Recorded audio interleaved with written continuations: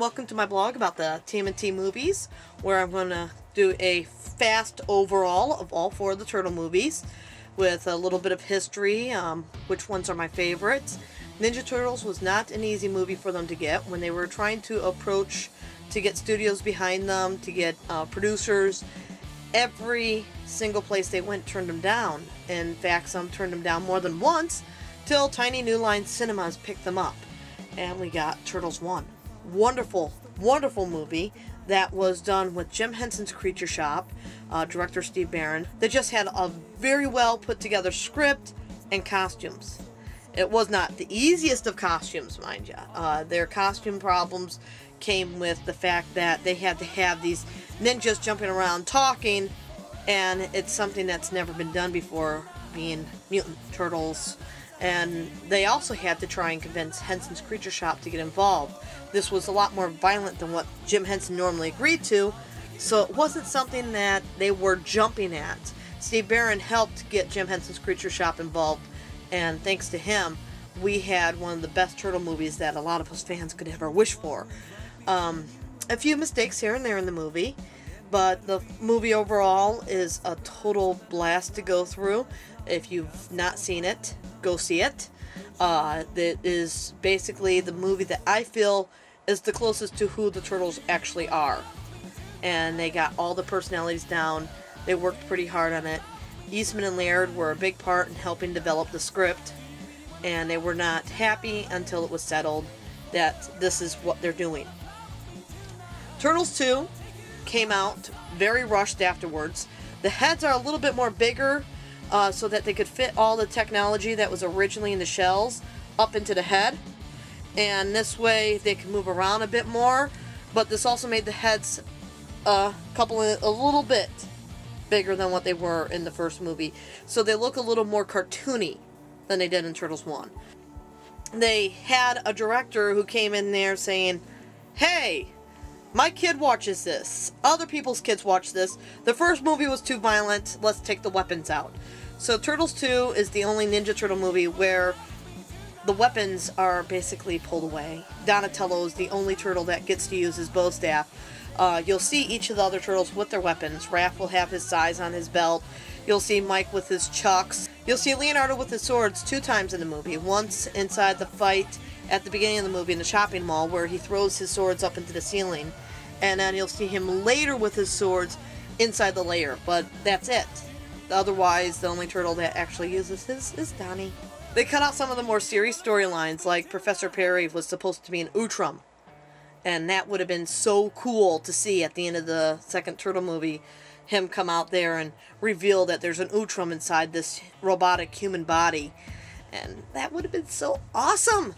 But instead, it was made more towards the kid fan than the original movie was made towards the adult fans. And there's the clash where Turtles 3 comes in.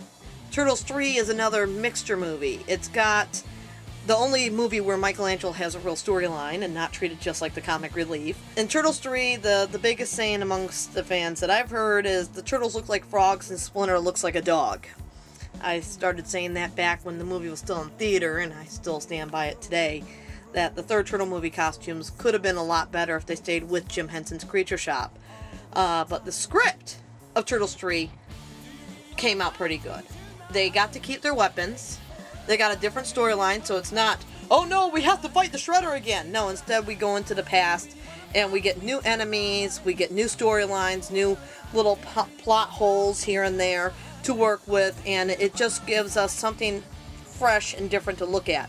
If the costumes were better, and if the actors stuck with the script more, the movie would have been as good as Turtles 1.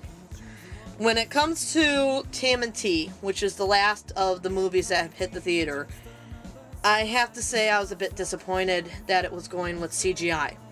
I am a fan of live action. I want to see actors in suits, not computer graphics. The Turtles were unique because they were live action. Why take that away? If we want to see animated turtles, we watch TV. But the designers did a good job. They did a fantastic job on the turtles and the backgrounds. So we have this new movie, took several years to come out to the theaters, The fans were highly anticipating it. What can we say about it? Disappointment. Because it became the Leonardo and Raphael movie. Which turtle is stronger? It started a whole new debate amongst the fans. Is this the answer? Would Raph win a serious fight against Leonardo? My answer is no. Raph would not win in a real fight against Leonardo. At least under the circumstances that happened in this movie. And my feelings will be explained inside a blog soon to come, because I am planning to do a blog about each of these movies individually. So right now this is the overall, which will hook to the other movie blogs. But this is saying, yes, I will be reviewing each movie, and I have a lot to say about each of the movies, including behind the scenes information, to the voice acting, my thoughts on where the movie went and why they made each turn. But before we do that, I want to go into which movie is my favorite. My favorite stands true as Turtles 1. Best costumes, best plot, overall has enough of each character to where all the fans can be extremely happy with it. My second favorite is a tie between Turtles 2 and Turtles 3. Turtles 2, I like the costumes more than Turtles 3. I like Kino. Kino was a fantastic add-on, definitely a different turn than any of the other medias, with the pizza delivery boy making friends with the turtles and being a martial artist. I enjoyed just the all-around behind-the-scene coverage given on Turtles 2 as well. You could find all the magazines, the interviews on TV. It was a lot of fun. Turtles 3, though, it has the difference of the storyline. I enjoy that Mike has a real storyline. That Mike is the one to stand up to the others, saying that he's not going back to the actual time that they're from, because he wants to live where they're not living in the sewer. Where Mike puts his foot down and shows that he's a bit more serious. He's also got his crush on Mistu, which shows a totally different angle where he's kind of splitting off from his brothers to say, hey, there's something else I want to pay attention to. And it just gives us something where it's not just, haha, Michelangelo's being funny. Yes, he is funny in the movie. Sadly, Donatello seems to try and be funnier, but Mike is the funniest turtle in the movie, but he's also got a serious storyline, so it makes it an enjoyable movie. You don't have the one thing that you find in every other Ninja Turtle movie. Turtles 1, Leonardo and Raphael fight. Turtles 2, Leonardo and Raphael fight. TMNT 2007, Leonardo and Raphael fight.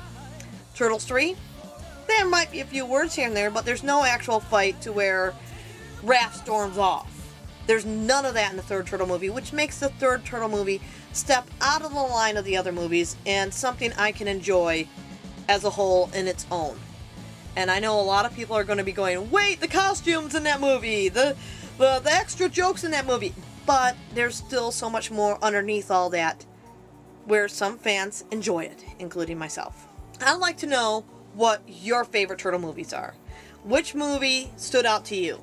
So if you can do a video blog and would like to do a reply to here about your favorite Turtle movies, why you like them, and just where you stand on your thoughts between the Leonardo and Raphael fight from TMNT 2007.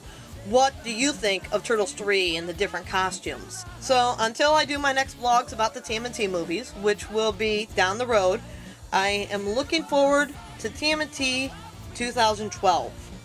New, supposedly live-action movie coming out, and I cannot wait to see where this next adventure will lead us.